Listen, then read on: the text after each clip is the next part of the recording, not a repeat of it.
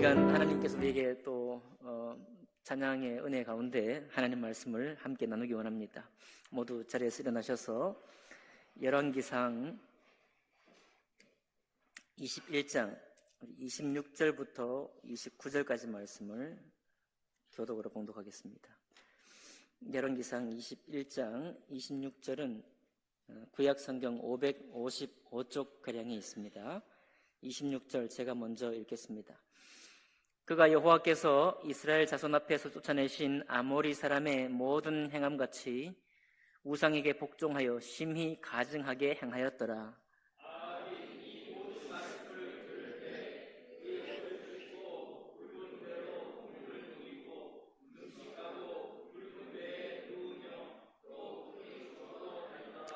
여호와의 말씀이 디셉 사람 엘리야에게 임하여 이르시되 아합이 내 앞에서 겸비함을 내가 보느냐. 그가 내 앞에서 겸비함으로 내가 재앙을 저의 시대에는 내리지 아니하고 그 아들의 시대에야 그의 집에 재앙을 내리리라 하셨더라. 아멘. 말씀과 예배를 위해 기도하겠습니다. 하나님의 음성을 오늘 듣습니다. 주님께서 저희들 마음을 감동하시고 다만 피조물일 뿐인 우리에게 하나님의 거룩한 말씀, 영의 말씀을 우리에게 주시니 하나님 아버지, 우리가 우리 힘으로는 받을 수 없사오나 주의 영께서 우리 안에 계심으로 주님께서 우리 몸에, 우리 정신에, 우리 혼 깊이 새겨주셔서 우리가 그 말씀을 기쁨으로 쫓을 수 있도록 이 한 시간 역사해 주옵소서. 모든 말씀을 통해 또한 역사하시는 말씀을 통해 주님 홀로 영광 받으시기를 원하오며 귀하신 우리 주 예수님 이름으로 기도하옵나이다. 아멘. 예, 자리에 앉으시겠습니다.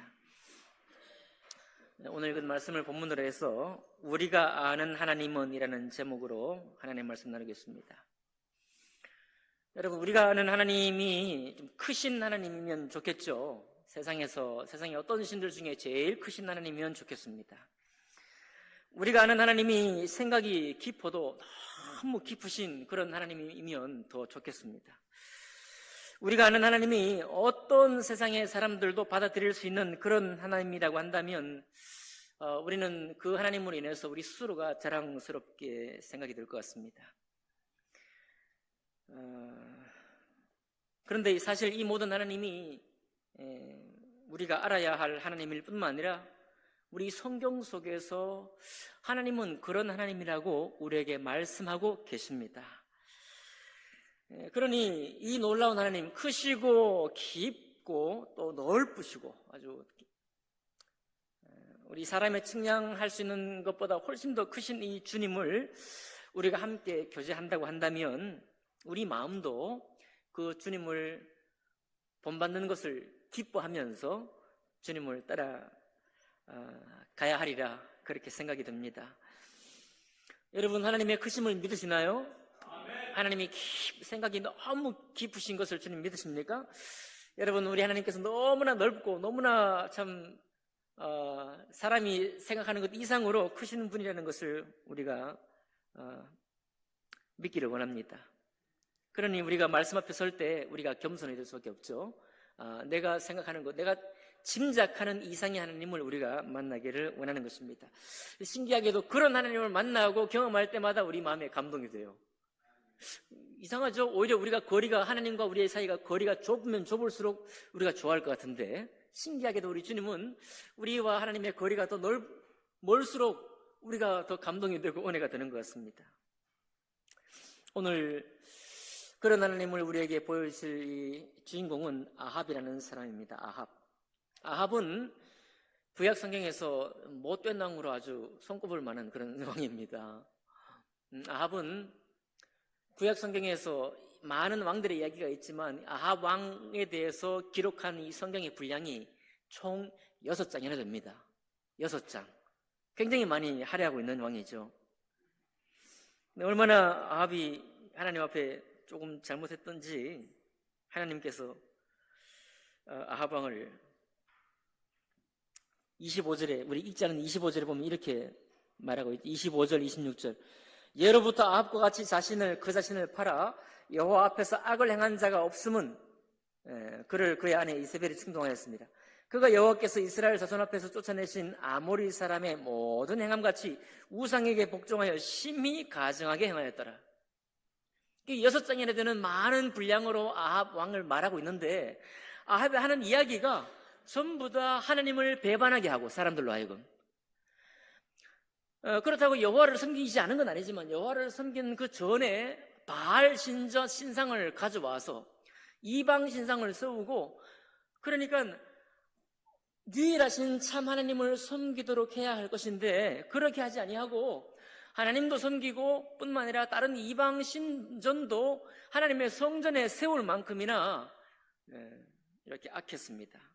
이 백성들이 뭘 배우겠어요? 야, 하나님도 신들 중에 하나요, 바알 신도 대단한 신이다. 그러니까 신앙이 혼합이 되는 것이죠. 세상도 사랑하고 하나님도 사랑하고 저 신도 믿고 이 신도 믿는 그 여러 신들 중에 한 신이 여호와일 뿐이다라고 했으니까요.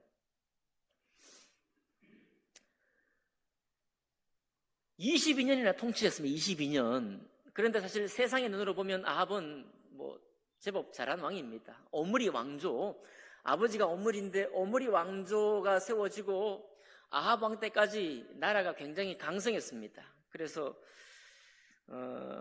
아시리아의 그 전쟁인 비문에 기록하기를 이 가나안의 동맹이 연합군이 동맹할 때 그때 이 아합 왕이 이끈 군대가 제일 많았거든요. 제일 많았는데 얼마나 많았는가 하면 전차만 2,000대를 끌고 나갔고 보병만 1만 명을 끌고 나갔습니다. 나머지 연합 군대들은 전부 다 숫자가 적고 전차도 얼마 안 돼. 근데 북이스라엘 왕이었던 아합 왕이 끌고 갔던 왕들과 그 군대들이 그 중에 가장 강력했습니다. 그러니까 군사적으로 아주 강력해진 거죠. 군사적으로 강력했다는 말은 경제가 어떻게 됐다는 거예요? 경제적으로도 괜찮았다는 겁니다. 그런데 문제는 뭐냐면 하나님 앞에 배반하는 거예요. 하나님 앞에. 군사적으로 강건했고 경제적으로 괜찮았지만은 하나님을 배반하는 신앙을 세운 겁니다. 그래서 하나님께서 6장이나 이 많은 장을 할애해서 아합 왕을 말하는데 결국 아합 왕의 결론이 뭐냐면 악하다요. 악하다. 악한 왕이니까 하나님 앞에 은혜를 받을 무슨 그 기회가 있겠습니까? 하나님이 이 왕에게 은혜를 줘야 할까요? 오늘 우리는 놀라운 사실을 하나 발견하게 됩니다. 그 놀라운 사실을 발견하기 전에 제가 한번 인터넷을 한번 검색을 해봤어요. 우리나라의 전과, 범죄한 전과가 몇 범까지나 있을까? 얼마나 많은 횟수가, 전과 14범 이런 거 있죠. 제가 조사를 해보니까 2012년 주 일간지에 전과 94범이 있더라고요. 전과 94범이면 갱생이 가능할까요? 제가 도대체 어떻게 살아야 전과 94범이나 지을 수 있을까? 이분이 성은 옷입니다. 우리 중에 옷이 없죠.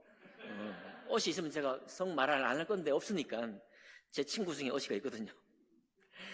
20대 때 폭행 전과가 4범입니다. 그런데 경찰 조사 기록에 보니까 술 한 잔만 하면 눈물이 난대. 아마 가정에 뭔가 있었겠죠. 술 한 잔만 하면 눈물이 나고 고등학교 졸업하고 도시에서 일하는 게 힘들어서 인부들과 어울려 한 잔씩 하다가 실수를 하기 시작했습니다. 30대가 되면서 네 번이나 폭행으로 입건되었고요. 술 취해서 폭행만 한 것이 아니라 절도 한 번 하고 때려 부쉈습니다. 재물 손괴죄. 그 다음에 식당에서 밥 먹고 돈을 안 내버렸어요. 무선 취직하는 행동에서 늘었습니다. 이런 것만 한 게 아니라 예비군 훈련에 4차례 불참해가지고 모두 12차례 입건이 됐어요. 예비군 훈련도 안 가버렸습니다. 4차례, 4번이나. 40대가 되면 좀 나이가 좀 지긋해졌으니까 좀 변화가 있겠죠. 근데 40대에는 도박까지 합니다. 도박. 이 사람이 근원적으로 얼마나 마음속에 인생에 절망이 있었던지요. 도박을 시작을 해서 폭행 7건, 다른 사람을 상해한 건 4건, 역시 무선 취직 2건, 40대 15차례 입건이 되고요. 50대 하면 좀 더 자녀도 생겼을 테니까 좀 더 달라졌겠죠. 안 달라져요. 50대도 똑같이 해서 도합 이분의 전과가 몇 범? 94범. 전과가 94범이니까 제가 생각할 때 이 갱생 가능하지 않다 이런 생각이 듭니다. 우리로서는 이 고개를 쩔레쩔레 흔들 것 같아요. 만약 우리 중에 어떤 사람이 왔는데 조사해보니까, 알아보니까 이분이 전과 94번입니다. 전과 5번만 돼도 우리가 좀 마음에 떨림이 있을 텐데 94번씩이나 되니까 하나님 아니면 어떻게 대책이 있겠습니까? 우리는 이렇게 놀라고 갱생 가능하지 않다라고 그냥 사귀기를 거절할 것인데, 하나님은 하나님 입장에서 이분을 놀랄까요? 하나님이 이분을 정말 힘들어할 것 같습니까? 하나님은 크시고 생각이 깊으시고 넓으신 분이신데 우리 하나님은 놀라지 않습니다. 우리 하나님은 이런 사람을 놀라워하지 않아요. 우리 하나님은 이런 사람을 변화시키는데 어려워하지 않습니다. 이게 우리와 하나님의 차이예요. 아방이 한 전과 94번쯤 될까요? 아마 그렇게 되는 것 같아요.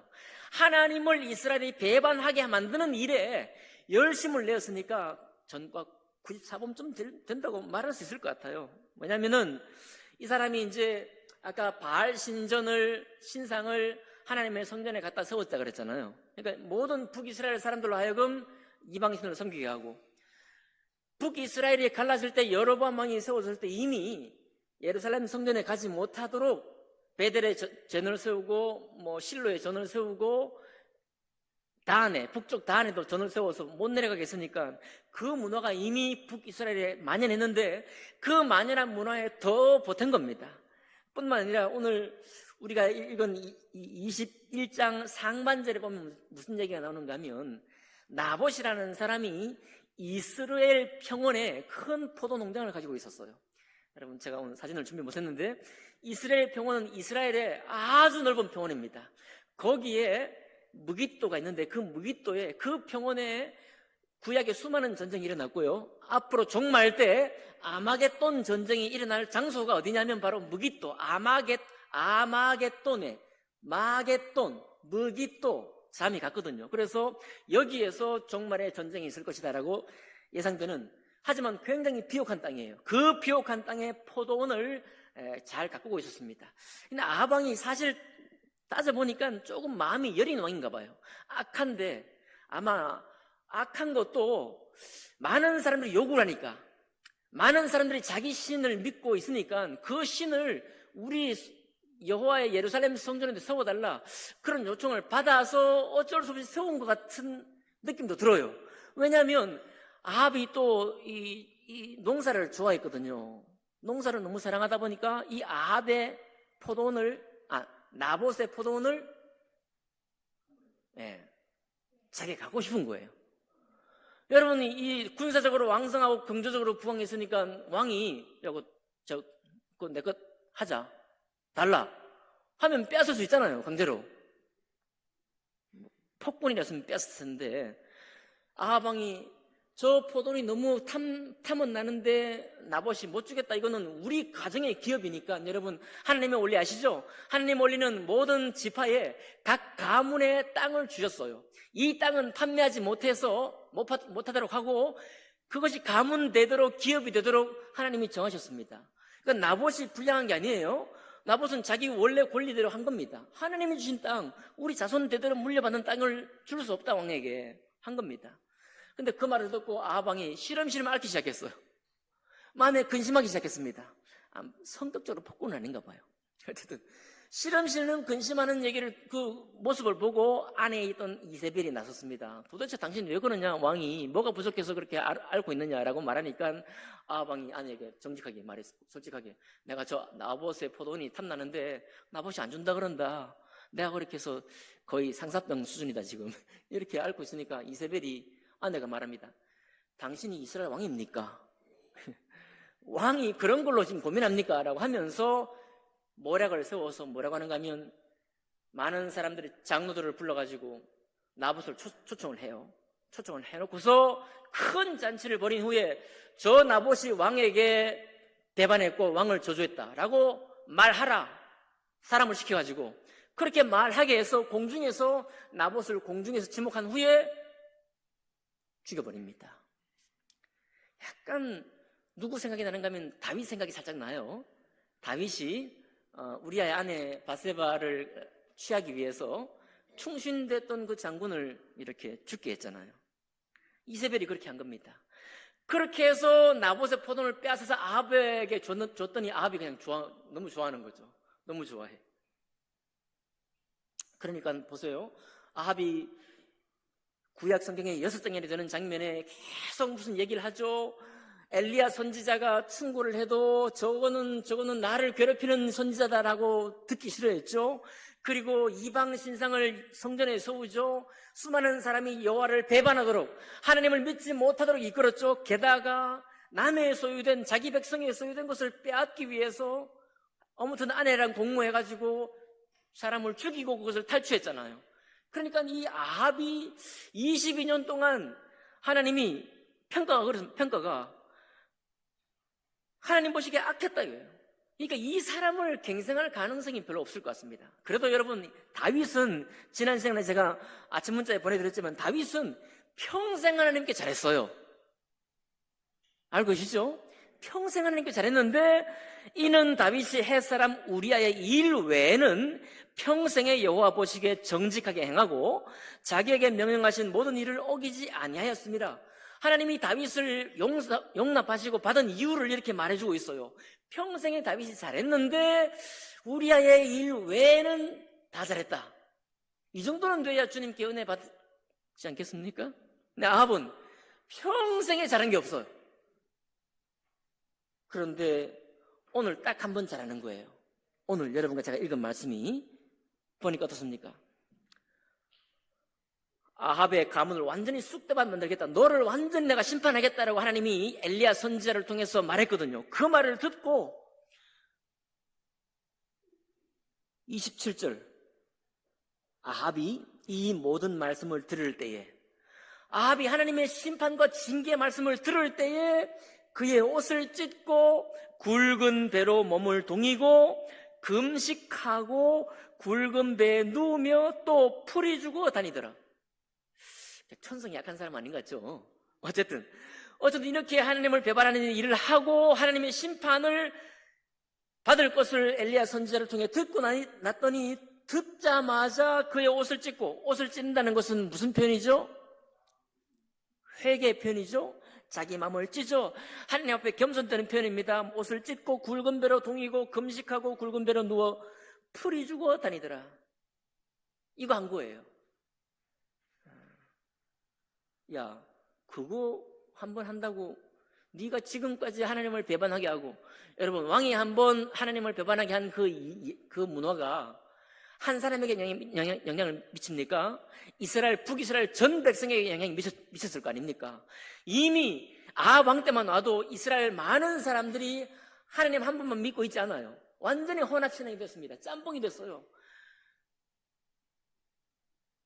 그렇게 많은 사람을 하나님을 배반하게 했던 이 아합이 이 한 번의 회개 가지고 주님이 용납하실 수 있나요? 이래도 됩니까? 옷을 찢고 굵은 배로 몸을 동이고 금식하고 굵은 배에 누우며 또 풀이 주고 다니더라 하고 했더니 이 한 사건을 보고 주님이 뭐라고 하시는가? 29절 한번 같이 읽어볼까요? 29절, 여호와의 말씀이 디세 사람 엘리야에게 임하여 이르시되, 하나님이 하신 말씀이에요. 29절 시작. 아합이 내 앞에서 겸비함을 내가 보느냐? 그가 내 앞에서 겸비함으로 내가 재앙을 저의 시대에는 내리지 아니하고 그 아들의 시대에야 그의 집에 재앙을 내리리라 하셨더라 말하고 있습니다. 여러분, 근데 여러분, 이 말씀을 읽으면 별로 축복이 되는 것 같진 않아 보이기도 하죠. 왜냐하면 아합 당대는 안 내리는데 누구한테? 아들 뭔 잘못입니까? 왜 자기가 당해야 되는데 아들은? 여러분, 이렇게 읽으면 복이 안 돼. 이렇게 읽으면 하나님이 복이 안 됩니다. 지난주에 말씀이 하나님은 공평하시다 말씀드렸죠. 하나님은 모든 왕에게 똑같은 기회를 주시는 거예요. 그렇기 때문에 여기 그 아들의 시대에 아합에게 허락한 심판을 아들에게 다 쏟아붓겠다, 그런 말이 아닙니다. 그 아들이 만약 동일하게 이스라엘 왕에게 주신 그 언약의 말씀을 순종하면 절대로 결단코 그 아들에게 안 갑니다. 이 아들은 후손이라는 이야기예요. 여러분, 이스라엘의 이 단어는요, 벤이라는 단어, 벤이 이게 아들이라는 말인데, 이거는 후손이라는 말입니다. 후손. 예. 그냥 직계 아들이기도 하지만 후손이에요, 후손.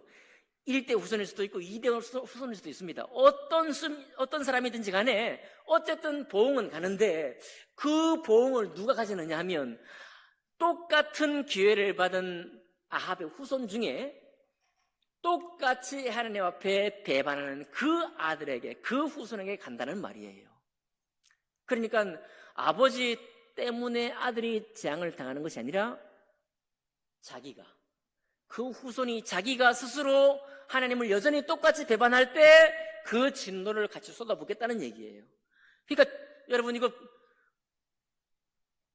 왜 아들한테 쏟아붓지? 라고 읽지 마시고 절대 그림 읽으면 안 되고, 어쨌든 누구한테 안 간다? 아합에게 안 간다예요. 하나님이 너희가 22년 동안 나를 배반했고, 전과가 94범이든지 전과가 15범이든지 간에 그랬지만 네가 나의 앞에 회개하고 긍휼히 여김을 간구하는 마음을 보시고 주님은 너에게 이 재앙을 쏟아붓지 않겠다라고 약속하고 있는 것입니다. 여러분, 이거 우리 삶에도 이런 은혜가, 이 말씀을 우리 자신에게 적용하면 정말 축복이 됩니다. 그렇죠? 내가 아무리 정말 내가 주님 알기 전에는 내가 어떤 삶을 살았어도 내가 주님 앞에 주님 은혜를 만나서 주님 만날 때 내가 겸손히 나아가서 주님을 영접하고 주님을 내 주님으로 모셔드릴 때 내 모든 죄가 사함을 받는구나. 아멘이죠? 아멘. 여러분과 제가 그렇게 은혜 받으셨죠? 네. 그러니까 그런 은혜가 있기를 바랍니다. 근데 이제 우리는 아합이 그랬잖아요. 이것을 어떻게 적용해야 되느냐? 나에게 이 말씀을 적용할 뿐만 아니라 내가 만난 다른 타인에게, 내가 아는 그들에게, 내가 아는 그에게도 동일한 은혜가 준비되어 있다는 사실을 믿을 수 있기를 바랍니다. 오늘 이것이 하나님이 여러분과 저에게 주는 도전입니다. 며칠 전에 지자님 한 분하고 통일촌에 가서 좀 이렇게 교제도 하고 거기서 농사 짓는 분을 만났어요. 그분 농사를 얼마나 반듯하게 지으시는지 말 들어보니까 한 2만 평에서 3만 평 정도 농사를 지으십니다. 근데 손재주도 워낙 좋으셔갖고 비닐하우스도 혼자 다 세운 거예요. 그리고 얼마나 단정한지 모든 농기구가, 모든 물건이 다 깨끗하게 정리가 되어 있어요. 그리고 또 보니까 나무를 잘라가지고 버섯을 이제 하느라고 버섯 나무를 세워놨는데 질서 줄 딱 맞춰가지고, 어떻게 그런 농사를 지으시는지. 그래서 이 넓은 땅을 어떻게 그리고 혼자 이렇게 깔끔하게 하십니까? 라고 물었더니 그분이 자기 얘기는 안 하고, 여기 통일촌에는 2-3만 평 정도는 명함도 못 내민대요. 한 100만 평 정도는 해야. 대형 트랙터, 이런 거 정도 운행을 하고 해야만 이게 농사를 짓는 거지, 2-3만 평 정도는 농사 짓는 것도 아니다고 그러더라고요. 이영선 부친하고 저거 80평 짓거든요. 80평. 전 잘 가지도 않는데 80평 짓는데 농사가 풀도 나고 막 그러는데 2만 평, 3만 평 짓는데도 자기 농사 짓는다고 말 못한대. 제가 이 말씀을 왜 드리느냐면,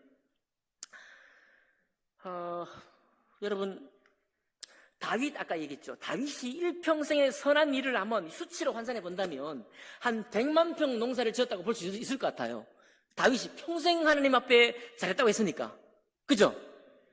여러분과 제가 하나님 앞에 평생 잘한 것을 수치로 따져보면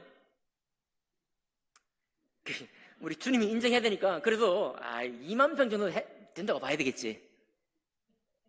3만 평이 했다고 봅시다. 우리가 좀 써가지고. 그런데 내가 아는 그 사람이 하나님 앞에 보이는 거는 내가 아무리 주고 인심을 써도 80평도 안 될 것 같아. 80평은 그냥 남 농사 지은 걸 다 빼앗아갖고 자기가 취하는 것 같아. 그런 사람이 우리 앞에 떡 있다고 생각해 봅시다. 그럼 이거를 용서해야 돼요? 이걸 받아야 됩니까? 아니면 이거 어떻게 우리가 대처해야 됩니까? 그런 이야기입니다. 그런 이야기예요. 저는 감사하게도 최근에 제 삶에 제 주위에 저를 힘들게 하고 괴롭혀서 밤잠을 못 자게 한다든지 이런 원수가 없어서 감사합니다. 아마 하나님께서 저에게 공부 열심히 하라고, 또 열심히 네 계획한 것을 열심히 진심으로 다 하라고 그렇게 해주시는 것 같아요. 저는 감사합니다. 혹시 여러분 생애 가운데 그런 분 계신가요? 밤잠 자기가 어렵고 너무 괴로운 그런 분이 계십니까? 용서하고 들으세요. 저는 이렇게 원수가 주위에 없으니까 편하게 지금 말씀을 드리는 거예요. 그러나 너무 괴로운 시절을 보내고 있는 분들은 이 말씀을 받기가 괴로울 것입니다. 그러나 크신 하나님이, 생각이 깊으신 하나님이, 정말로 용서하기를 기뻐하시는 주님이 전과 94범이든 아니면 평생에 주님 앞에 행한 일이 아무 업적도 없이 남의 것 탈취하는 이 앞 같은 사람이든지 간에 그분이 단 한 번 주님 앞에 겸손히 나오고 하나님 내가 정말 죄인이 맞습니다 라고 나오는 그 사람이라면 주님은 그분을 받으시기에 전혀 어려워하지 않으신 분이십니다. 주님은 그분을 받기를 기뻐하십니다. 그분이 주님 마음으로 돌아온 것 자체를 주님은 축복하시는 분이십니다. 그런 하나님을 우리가 믿으신다면 우리의 괴로움이 심하고 내가 다시 얼굴만 쳐다봐도 괴롭지만은, 그러나 주님이 그러신다면, 하나님이 그분을 받으시기를 기뻐하신다면, 주님 저는 괴롭지만 주님을 따르기로 하겠습니다. 그런 고백이 여러분과 저에게 있기를 원합니다. 사실 우리가 왜 그렇게 하지 못하는가 하면 우리가 주님 앞에 잘한 일들 때문이거든요. 내가 그분보다 의로운 것이 있어서 그렇습니다. MBC 앵커였다가 최근 아침마당에 나와서 복음을 막 담대하게 전한 분이 있는데 조정민 목사님입니다. 이분이 아내는 신앙생활을 하고 결혼했는데 아내가 자꾸 예배를 가고 자기는 예배 가기 싫은데 자꾸 아내가 이제 예배 가니까 이 예수님이라는 분이 어떤 분인지 내가 정확히 알아가지고 아내를 거기서 끄집어내 와야 되겠다 하고 예배를 드리기 시작했다가 꼼짝없이 주님께 딱 붙들려가지고 MBC 앵커 그만두고 신학교 가서 목사님으로 교회를 세우고 있습니다. 근데 이분이 기독교의 복음을 과감하게 이제 아침에 선포했는데 재밌는 예를 들었어요. 이게 이제 자막에는 기독교인을 제외한이라고 묶어놨는데 사실은 다 포함합니다. 종교인들은 신앙생활을 마일리지를 쌓는 것이라고 오해한다고 그래요. 여러분 페이스북에 짤로 나와 있으니까 보시기 바랍니다. 마일리지를 쌓는, 마일리지는 뭐죠? 비행기 이게 타고 그러면 적립되는 게 있어가지고 유럽에 10대 번 갔다 오면 한 번은 그냥 갈 수 있는 거 쌓이잖아요. 마일리지. 그래, 모든 종교인들이 마일리지 쌓는 것을 오해해가지고 이코노미 자격을 있다가 마일리지가 쌓여가지고 업그레이드 돼가지고 비즈니스가 되고 비즈니스에서 더 이 마일리지를 쌓으면 퍼스트 클래스로 올라가는 걸로 생각한다는 거예요. 근데 이분이 그 아침마당 공개적으로 나와가지고 뭐라고 하는가 하면 그 마일리지는 아무 소용 없습니다. 그거는 우리 자신을 위해 쌓는 것이고 하나님을 위해 쌓는 것이 아니니까 하나님의 기준과 다른 겁니다. 하나님의 기준 속에서 원하는 것은 우리가 쌓은 마일리지 하나도 소용없습니다. 오히려 그 모든 것은 빈 것이 되고 너는 나를 따르라. 이거 하나님 원하신다라고 담대하게 선포하시더라고요. 담대하게.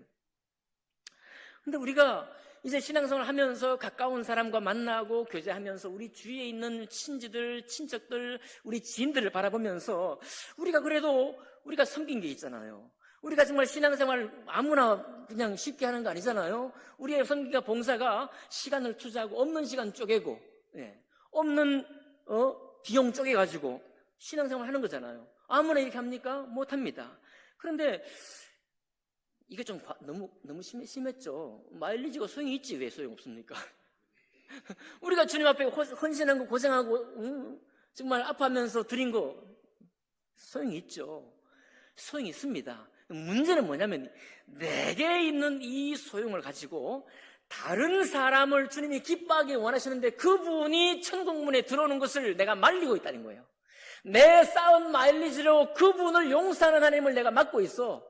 하나님이 그분을 받기를 원하시고 전과 94범이든지 전과 14범이든지 얼마나 악랄한 일을 했든지 간에 그분이 하나님을 알고 겸손하게 되는 그 순간을 주님은 지금도 원하시는데 우리는 우리가 쌓은 마일리지로 그분이 천국 들어오는 걸 내가 막아. 내가 밀어내고 있어요. 그렇게 하는 마일리지는 소용이 없을 뿐만 아니라 하나님을 배반하는 마일리지가 된다는 거예요. 믿으십니까? 하나님을 배반, 하나님을 밀어내는 마일리지가 된다는 거예요. 그래서 이 말씀을 우리가 볼 때 주님께서 너의 처자나 너의 전답이나 뭐 부모님이나 내 목숨이나 이런 것을 버리지 않으면 내 제자가 될 수 없다, 이 말은 주님의 제자가 되는 것이 어렵다라는 느낌을 우리에게 주는 것이 아니라 바로 그 귀한 것, 하나님이 그 귀중한 거 모르겠습니까? 자녀 귀중한 거 몰라요? 아버지 귀중한 거 모릅니까? 하나님이 예수님께 신학에 오셨을 때도 자녀를 잘 대하라고 했잖아요. 부모를 공경하라고 했잖아요. 하나님이 그거 전부 다 귀한 거 압니다. 근데 그 귀한, 나에게 귀한 것 가지고 주님을 배반하는 쪽으로 쓰니까 그것을 가지고 있는 한은 주님 따라갈 수 없다라고 말하는 거거든요. 이해가 되시죠? 오늘 아합입니다. 아합이 여러분 집에 가셔서 돌아가셔서 아합 왕에 대해서 한번 조사해 보세요. 어디를 봐도 나쁜 왕이에요. 어떤 목사님의 설교를 들어도 어떤 신학자의 말을 들어도 아합은 나쁜 왕이야. 전과 94범이에요. 그럼에도 불구하고 딱 한 번 주님의 징계 말씀을 듣고 회개하는 마음을 딱 가졌더니 너에게 이 재앙이 임하지 않을 것이다. 뭡니까? 복을 누렸다는 거예요. 아합이 복을 가졌다는 겁니다. 아합이 하나님 앞에 뭘 했는데? 아합이 지금 자기가 세운 신상을 깨뜨렸나요? 아합이 지금 잘못 인도한 이스라엘 백성의 신앙을 전부 돌이키기 위해서 뭔가 역사를 했나요? 아니잖아요. 아무것도 안 했잖아요. 자기가 범한 일에 대해서 아무것도 안 했잖아요. 죄송합니다. 제 친구들 요즘 만나니까 세상에서 친구들이 하는 얘기를 제가 좀 주워 들었어요. 지가 산 똥 지가 치워야 되지. 죄송해요. 회사 생활하면서 자기가 잘못한 거 자기가 책임지고 벌을 받아야 되잖아요. 말이에요. 자기가 잘못해놓고서 막 부하들한테 막 책임 떠넘기고 그러면 됩니까? 안 되잖아요. 지가 산 똥 지가 치워야 되는데. 왜 자기가 산 똥 자기가 치우지도 않았는데 아무것도 안 했는데 이렇게 복음을 받아도 됩니까? 여러분, 하나님이 그렇다는 분이에요. 하나님이 한 사람이 정말 주님 앞에 겸손케 되고 하나님은 거룩하신 분이시고 나는 정말 주님 앞에 죄인입니다라는 고백을 통해서 하나님을 영접하는 것을 얼마나 기뻐하시는가요? 얼마나 기뻐하시는가? 얼마나 그 사람이 하나님의 은혜를 받고 은혜 안에 겸손케 되는 그 순간을 주님이 기뻐 받으시는지, 얼마나 기뻐하시는지, 딱 그 한 번의 고백, 딱 한 순간의 회개의 고백을 가지고 전체를 받았잖아요. 아합이 잘못한 것을 묻지도 따지지도 않고 그를 받아버리잖아요. 이런 분이 크신 우리 하나님이십니다. 너무 생각이 깊어요.